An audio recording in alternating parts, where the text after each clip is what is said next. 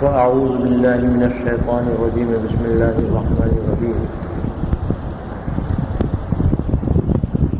فإذا مس الإنسان ضر دعانا ثم إذا خولناه نعمة منا قال إنما أوتيته على علم بل هي فتنة ولكن أكثرهم لا يعلمون. محترم حضرات، میرا وہ خاص بیان چل رہا ہے جو گزشتہ ہفتے میں نے شروع کیا تھا،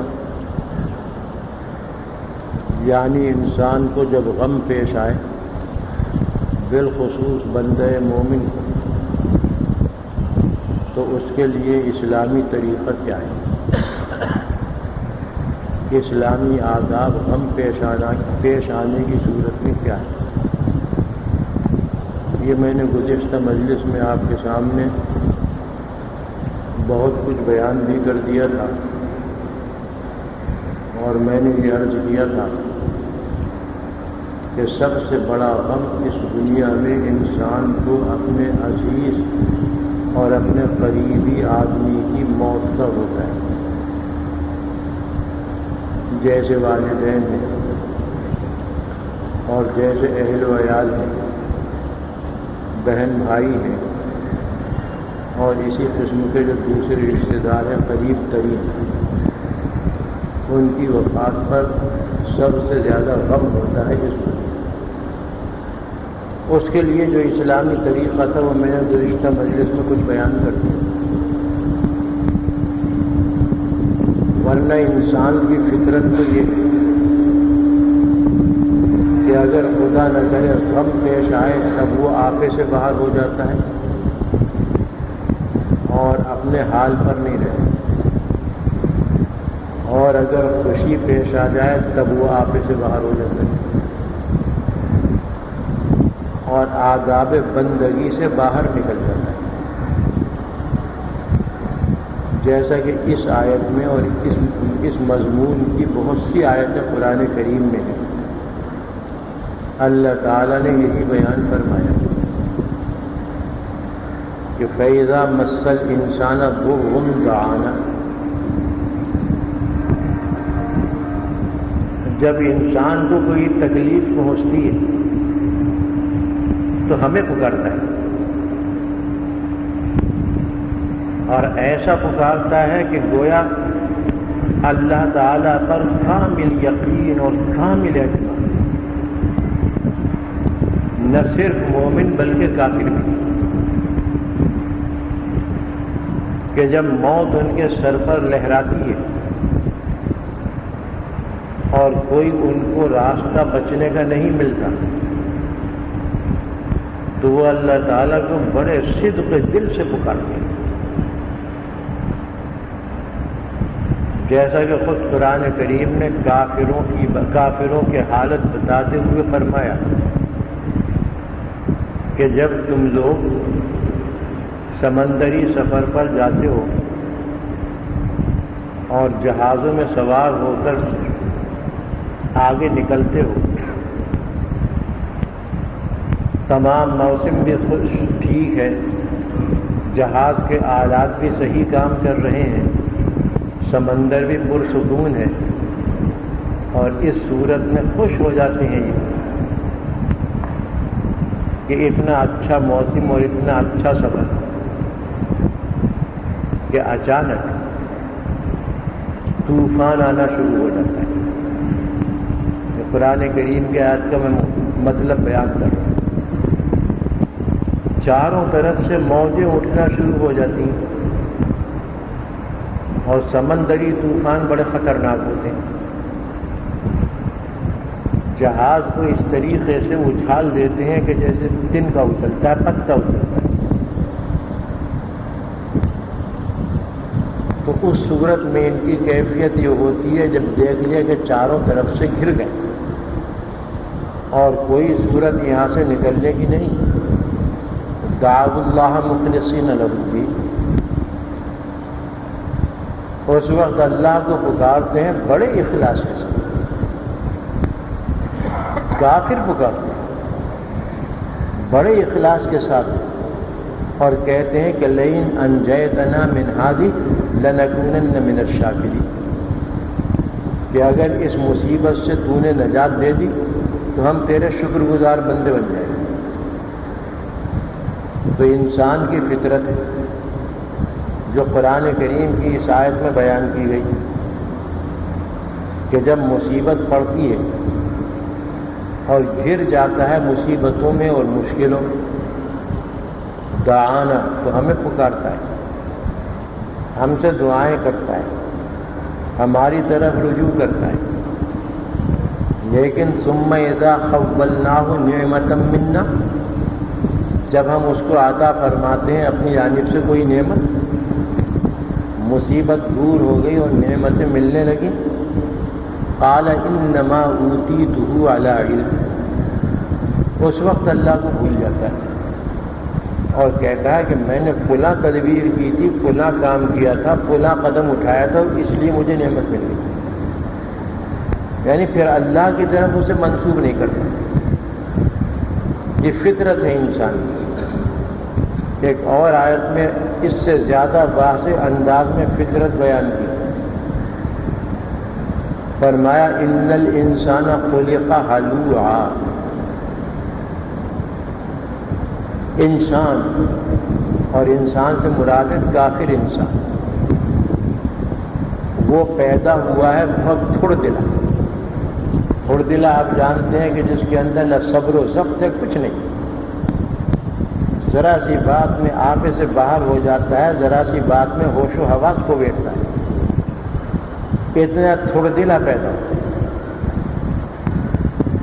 کتنا تھوڑ دلا ہے آگے اس کو بیان فرمایا کہ اذا مسہ الشر جزوعا واذا مسہ الخیر منوعا، کہ جب کوئی مصیبت اس پر پڑ جاتی ہے تو گھبرا جاتا ہے اور جزع و فضا کرتا ہے، ذرا سی قوت برداشت کرتا ہے.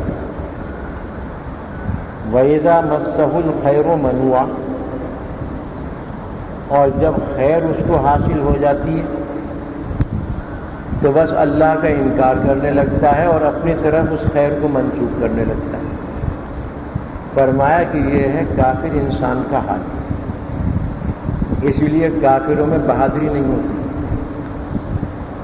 یعنی وہ بہادری کہ جو مومن کو اللہ نے عطا فرمائی. کافر بڑا بزدل ہوتا ہے، ذرا سی آہٹ پر چونک پڑتا ہے اور بھاگ پڑتا ہے، اس لیے کہ اس کے اندر صبر و ضبط نہیں، اس کے اندر گھبراہٹ بہت ہے. اگر کسی عارض کی وجہ سے وہ جم جائے لڑائی میں تو وہ اور دوسری بات ہے، ورنہ اصل کے اعتبار سے وہ بڑا بزدل ہوتا ہے. جب جی چاہے اندازہ کر لیں، ہزاروں کے مجمع کو 2-4 مومن بھگا دیتے ہیں، کیونکہ ان میں بالکل جان نہیں ہے، دل ان کے بالکل کھوکھلے، اندر کچھ نہیں. تو اس کی تصویر بیان کی اللہ تعالیٰ نے کہ کافر کا یہ حال ہے. آگے فرمائے الا المصلین الذین هم علی صلاتهم دائمون، البتہ وہ مسلمان جو نمازی ہیں ان کے اندر یہ بات نہیں. نمازی بھی کیسے ہیں؟ ایسے نمازی کہ وہ پابندی سے ہمیشہ نماز پڑھتے ہیں، ان کے اندر یہ بات نہیں. ان کے دل مضبوط ہوتے ہیں، ان کے دلوں میں گھبراہٹ نہیں ہوتی، ان کے دلوں پر اللہ تعالیٰ کی جانب سے سکون نازل ہوتا رہتا ہے، اطمینان نازل ہوتا رہتا ہے. وہ کیوں گھبرائیں گے؟ آگے اور تعریف کی ہے مسلمانوں کی اور نمازیوں کی. تو یہاں پر بھی یہ فرمایا کہ انسان کی فطرت یہ. ایک اور جگہ فرمایا وَإِذَا أَنْعَمْنَا عَلَى الْإِنسَانِ أَعْرَضَ وَنَأَى بِجَانِبِهِ، کہ جب انسان پر ہم انعام کرتے ہیں تو پہلو تہی کر جاتا ہے اپنے رب سے اور ایک جانب ہو کر بیٹھ جاتا ہے. اس کو یہ خیال تک نہیں رہتا کہ کوئی میرا خالق ہے، کوئی میرا منعم ہے اور میں اس کا بندہ ہوں. بس اپنی طرف منسوخ کرتا ہے. وَإِذَا مَسَّهُ الشَّرُّ كَانَ يَئُوسًا، اور جب کوئی مصیبت پہنچتی ہے تو مایوس ہو جاتا ہے کہ ہائے اب کیا ہوگا اور کہاں جاؤں گا. یہ فطرت انسانی کو قرآن کریم نے جا بجا بیان کیا ہے. میں نے تو یہ 2-3 آیتیں آپ کے سامنے پڑھی. اس لیے مومن کے واسطے اللہ تعالیٰ نے ہر حال میں، چاہے وہ غم کا حال ہو یا وہ خوشی اور مسرت کی حالت ہو، کچھ آداب، کچھ ہدایتیں اور کچھ تعلیمات بیان فرمائی ہیں جن پر عمل کر کے مومن معتدل انداز میں رہ سکتا ہے. غم پیش آ جائے، خدا نہ کرے، تو اس کا یہ مطلب نہیں کہ غم کا احساس ہی نہ ہونے دے، کیونکہ یہ حالت بھی اسلام کے اعتبار سے پسندیدہ نہیں. غم کا احساس کریں، لیکن اس کے آگے جو کچھ کرنا ہے وہ بھی عرض کروں. حضور اکرم صلی اللہ علیہ وسلم کے زمانے میں ایک جہاد میں اور غزوے میں 3 مشہور صحابہ کرام شہید ہو گئے. ان میں سے ایک حضور اکرم صلی اللہ علیہ وسلم کے آزاد کردہ غلام تھے. دوسرے آپ کے چچا زاد بھائی تھے، حضرت علی کے بڑے بھائی. اور تیسرے انصاری صحابی تھے. ان تینوں کو آپ نے ایک جہاد میں امیر بنا کر بھیجا. اللہ تعالیٰ نے ان تینوں کو شہادت کے مرتبے پر پہنچا دیا کہ یکے بعد دیگرے تینوں شہید ہو گئے. حضور اکرم صلی اللہ علیہ وسلم کو اس کی اطلاع ملی. آپ کو غم ہوا اور آپ مدینے میں مسجد نبوی میں تشریف فرما ہو گئے. چہرے سے بھی حزن و ملال ظاہر ہو رہا ہے. آثار غم چہرہ مبارک سے ظاہر ہو رہے ہیں. دیکھنے والے سمجھ گئے کہ آپ کو اس واقعے کا اور ان تینوں کی شہادت کا بڑا غم ہے، لیکن زبان سے کوئی ایسی بات نہ کہی کہ جس پر کوئی گرفت کر سکے. اظہار غم اور غم کا احساس اس انداز میں یہ مطلوب ہے اور مقصود ہے. آپ صلی اللہ علیہ وسلم کے صاحبزادے تھے. ابراہیم ابن رسول اللہ ان کا نام تھا. آخری عمر میں، آپ کی آخری عمر میں ان کی پیدائش ہوئی تھی. آپ صلی اللہ علیہ وسلم ان سے بہت انتہائی درجے کی محبت فرماتے تھے. چھوٹے بچوں سے ویسے ہی محبت ہوتی ہے. پھر جب چھوٹے بچوں کے اندر آثار سعادت نمایاں ہو جائیں تو اور زیادہ محبت ہوتی ہے. اور یہ تو حضور اکرم صلی اللہ علیہ وسلم کے صاحبزادے تھے جن کے بارے میں آپ نے خود فرمایا کہ اگر یہ زندہ رہتے تو میرے بعد نبی بن جاتے. یہ آثار سعادت تو ان کی وفات ہوئی. عمر تھی 16 یا 17 مہینے، یعنی خرد سال بچے تھے. آپ صلی اللہ علیہ وسلم کو اطلاع ملی تو آپ تشریف لے گئے، جبکہ وہ ان کی نزع کی حالت. ان کی یہ حالت دیکھ کر اور یہ یقین ہو کر کہ عنقریب ان کی وفات ہو جائے گی، آپ صلی اللہ علیہ وسلم رونے لگے. اظہار غم اور زبان سے چند کلمات فرمائے وہ میں آپ کے سامنے عرض کرتا ہوں۔ فرمایا کہ دل غمگین ہے، آنکھوں سے آنسو جاری، لیکن اور ہم تمہاری اس وفات سے غمگین ہیں، لیکن زبان سے کوئی ایسی بات نہ کہیں گے کہ جس سے اللہ تعالیٰ ناراض ہو جائے، وہی بات کہیں گے جس سے اللہ راضی ہے۔ یعنی آپ نے زبان سے کسی قسم کا بین نہیں کیا، نوحہ نہیں کیا، جیسے کہ پچھلے ہفتے میں نے بیان کیا تھا، بلکہ اتنی بات فرمائی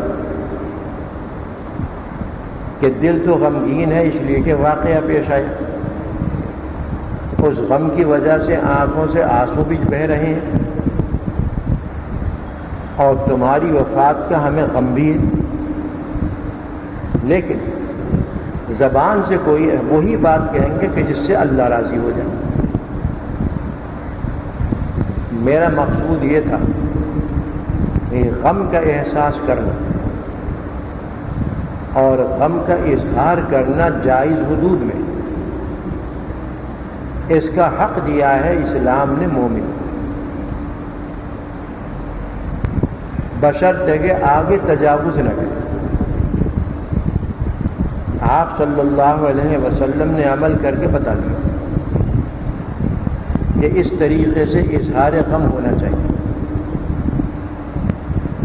یہ نہیں کہ ٹولیاں بیٹھ گئیں عورتوں کی اور بس نوحہ شروع کر دیا، بین شروع کر دی، زبان سے اول فول بکنا شروع کر دی۔ یہ اللہ کے یہاں گناہ کی بات ہے۔ تو اس سے معلوم ہو گیا کہ اگر ایسا کوئی واقعہ پیش آ جائے تو آدمی کو صبر کرنا چاہیے۔ گزشتہ مجلس میں ہی میں نے بتا دیا تھا کہ مصیبت کے موقع پر کیا کیا پڑھنا چاہیے، یاد ہوگا آپ کو، مجھے یاد آ گیا، میں نے گزشتہ مجلس میں تفصیل سے بتا دیا، اور اس سلسلے میں خصوصاً موت کے سلسلے میں انا للہ و انا الیہ راجعون، اس کے بارے میں بھی میں نے بتا دیا تھا۔ یہ مرہم ہے دکھتے ہوئے دلوں کا، یہ کلمہ اور یہ وظیفہ جو ہے یہ مرہم ہے دکھتے ہوئے دلوں کا۔ خود بخود اللہ تعالیٰ اس سے قلب کے اندر سکون پیدا فرماتے رہتے، جتنی مرتبہ پڑھتا رہے گا سکون ملتا رہے گا۔ اللہ نے اس کے اندر یہ خاصیت رکھی، اور قرآن کریم کی آیات کے اندر تو خاصیت ہوتی ہے۔ بہرحال یہ طریقہ تھا، لیکن اس میں یہ بھی سمجھ لیجیے کہ وہ صبر جس پر اللہ تعالیٰ نے بڑے اجر کا وعدہ فرمایا ہے، وہ ہے کہ جو اول وہلے میں، مصیبت کے اول وہلے میں کیا جائے۔ جیسے مصیبت پیش آئی بس اسی وقت سے صبر شروع کر دیں، یہ نہیں کہ جب مصیبت پیش آئی تو خوب روئے، خوب دھوئے، خوب بین کیا، خوب نوحہ کیا، اور اس کے بعد پھر خاموش ہو کر بیٹھ گئے۔ یہ صبر نہیں۔ صبر وہ ہے کہ جو اول مرتبہ میں مصیبت کے پیش آتے ہی صبر کیا جائے، ضبط سے کام لیا جائے، جزا و فضا نہ کیا جائے، یہ ہے صبر۔ حدیث شریف میں ہے کہ حضور اکرم صلی اللہ علیہ وسلم ایک دن جنت البقیع کے قبرستان سے گزر کر مسجد نبوی میں آ رہے تھے،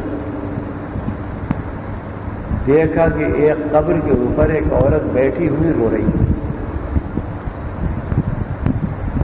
آپ تشریف لے گئے،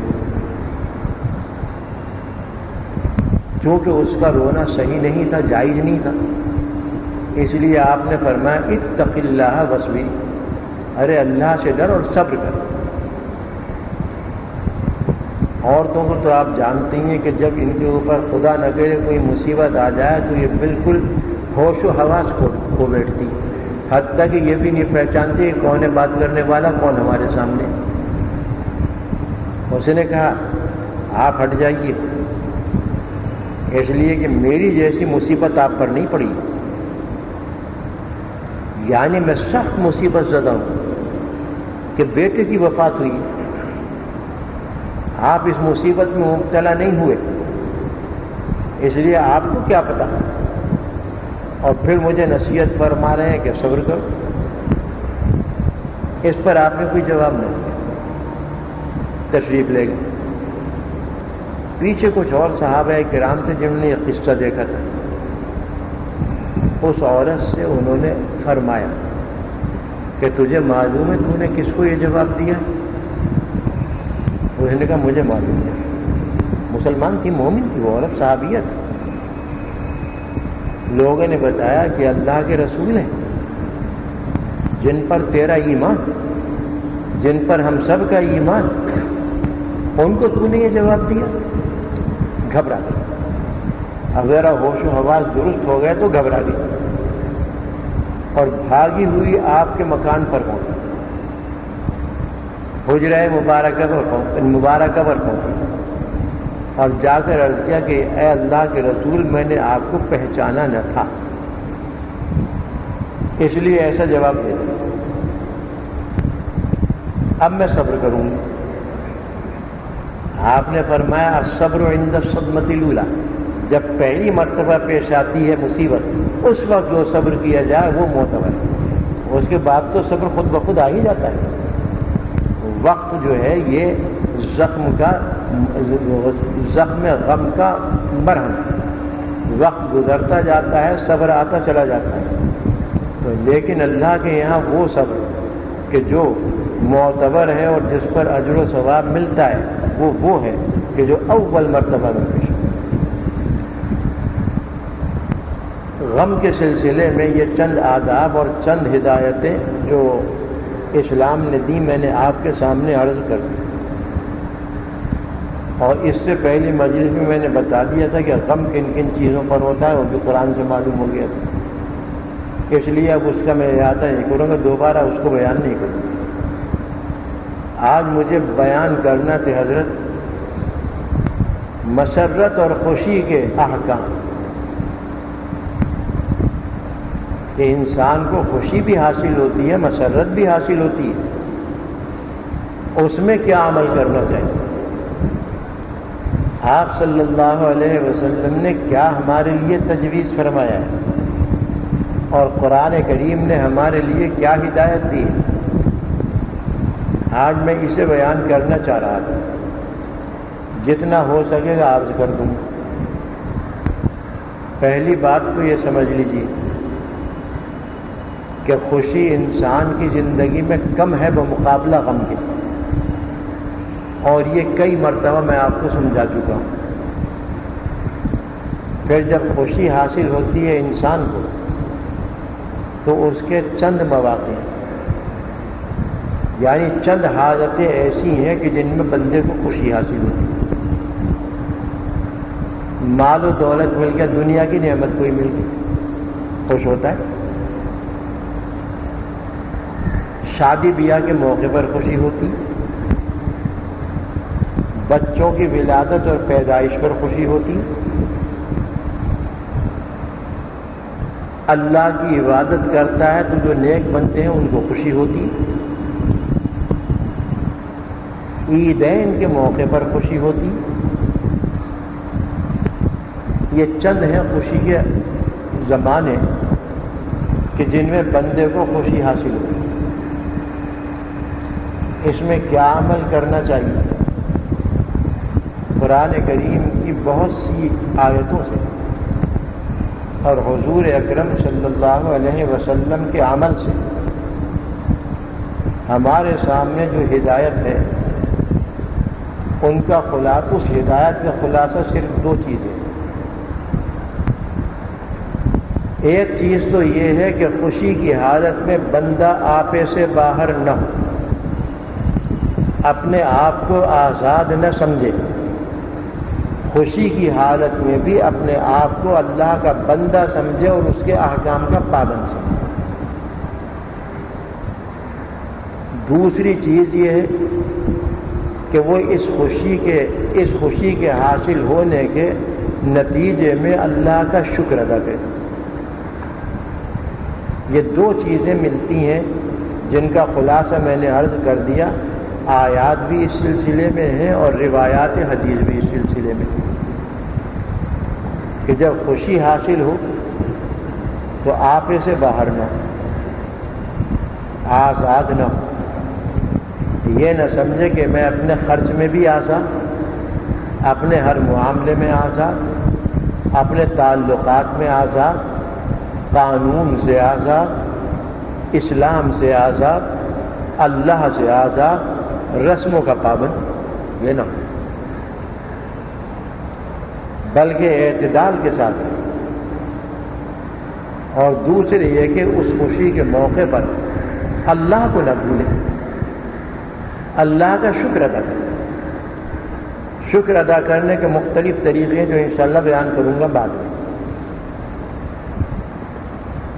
یہ دو چیزیں بنیادی طور پر خوشی کے موقع پر ہمیں تعلیم دی گئی ہیں اور ان کی ہمیں ہدایت کی گئی۔ اب آ جائیے ذرا، سب سے بہترین چیز وہ ہوتی ہے بندے کے لیے، سب سے بہترین نہیں، بہرحال نعمت ہے، کوئی عہدہ مل گیا، کوئی منصب مل گیا، خوشی ہوتی ہے اور ہونا چاہیے، یہ فطرت ہے انسان کی۔ دنیا کی کوئی اور نعمت مل گئی، مثلا مال و دولت مل گیا، بنگلہ مل گیا، زمین اور جائیداد حاصل ہو گئی، یا اس کے علاوہ اور کوئی نعمت حاصل ہو گئی، خوشی ہو گئی۔ اور یہ خوشی ناجائز نہیں، بلکہ یہ خوشی صحیح خوشی ہے، انسانی فطرت کے اندر یہ داخل ہے۔ لیکن اس خوشی کے موقع پر وہ حد سے آگے نہ بڑھے۔ مثلا عہدہ اور منصب اس کو مل گیا، وزارت مل گئی، حکومت مل گئی، کوئی بڑا عہدہ مل گیا یا کوئی بڑا اونچا منصب مل گیا، تو اب شکر ادا کرے